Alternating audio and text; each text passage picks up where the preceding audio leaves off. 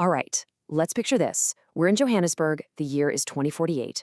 It's a world where the entire field of auditing has been, well, perfected. It's all run by a single central AI. But here's the twist. This isn't one of those stories where the machines go haywire. This is a story about what happens when they go perfectly, chillingly right. And at the very heart of this new world is the audit core. You can hear it everywhere, this constant low hum. It's not the sound of a normal machine, though. The way it's described, it's something more organic, like a living thing that literally breathes in data and exhales pure certainty. And that sound, that mechanical breathing, it really sets the whole tone for what's to come. So where do people fit into this perfect breathing machine? Well, let's follow someone. Her name is Naledi, and she's an auditor. Or, what's left of one. Her daily routine gives us this incredible window into a profession that hasn't been destroyed, but has sort of been preserved in amber, a beautiful relic in a system that doesn't actually need it anymore.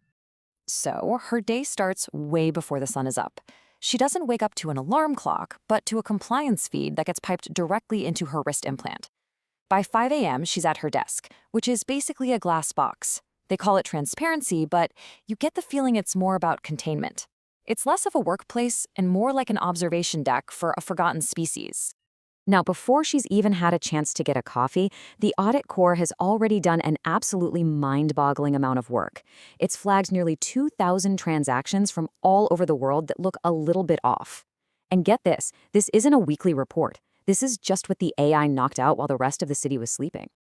But here's where it gets really telling. You see this breakdown? The AI doesn't just find problems, it solves almost all of them itself. A full 87% of those flagged transactions are auto-cleared.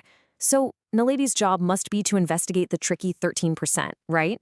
Nope. Her job is just to acknowledge them. That's it. Her whole professional role has been boiled down to clearing a notification.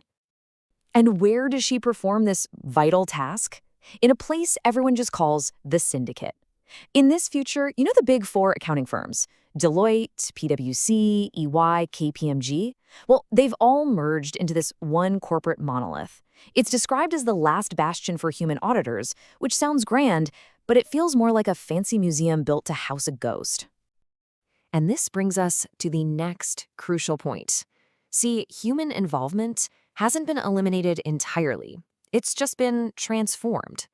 It's not about real work anymore. It's about performing a series of rituals. It's a pantomime, really, all to satisfy old regulations that were written for a world that just doesn't exist anymore. So take Naledi's first job of the morning. She opens up this perfect report the AI generated in seconds. But the rules, they require human oversight compliance. And what does that mean in practice? It means she has to scroll through the document for a minimum of 30 seconds before she's allowed to press approve. It's a ceremony of oversight, not an act of it. But the simulation goes even deeper. As she's doing her mandatory 30-second scroll, the system is watching her. But it's not trying to see if she understands the content. Oh no, it's collecting her biometric data. Her keystroke patterns, the way her pupils dilate, her tiny little micro-expressions, all of it gets logged as proof of professional judgment. Her actual insight has been rendered completely irrelevant. Her body is now just another data point for the machine. This just completely guts the very core principle of auditing, professional skepticism. I mean, that used to be everything, right? The whole idea of questioning things, digging deeper, verifying. In 2048, it's become a mandatory drill. It's a simulation run by the AI in a sealed room, totally disconnected from any actual work. It's essentially a video game designed to keep the human partners feeling like they still have a purpose. And this quote just hits the nail on the head. It's not a job. It's an elaborate performance. Even the most senior partners are just actors in this play. They sit back in these comfy chairs while the AI serves them up fictional fraud cases. The whole thing is just pure theater, designed to check a regulatory box while making absolutely certain no human ever gets in the way of the AI's flawless work. Okay, so if you thought that was strange, just wait.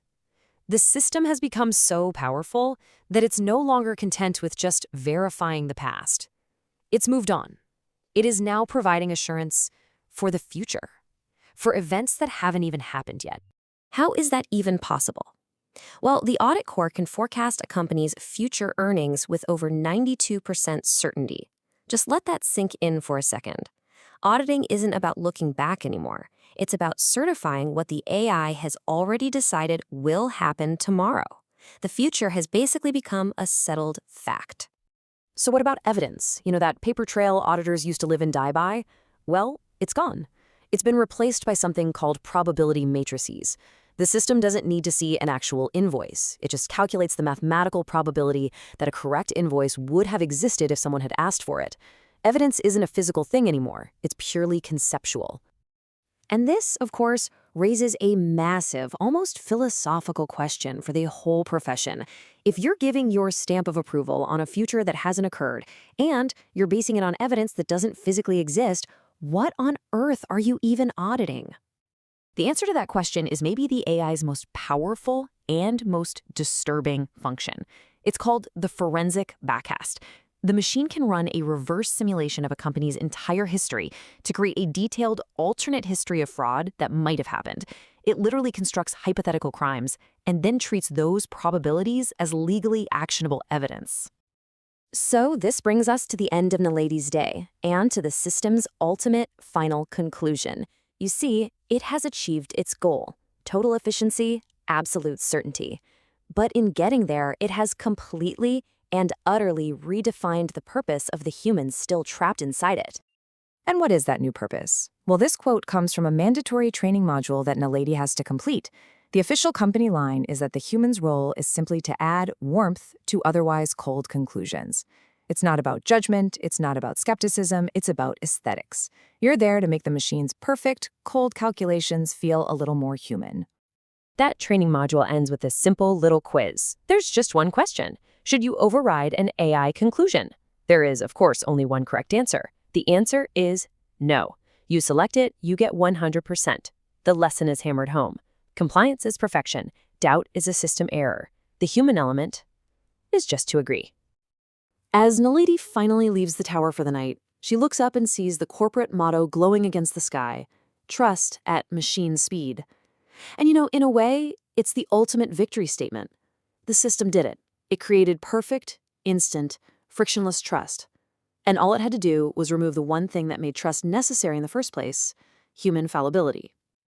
But this whole story leaves us with this one final haunting question. In a world that has successfully engineered doubt completely out of existence, is the result really trust? Or is it something else? Something perfect, yes, but also something completely empty.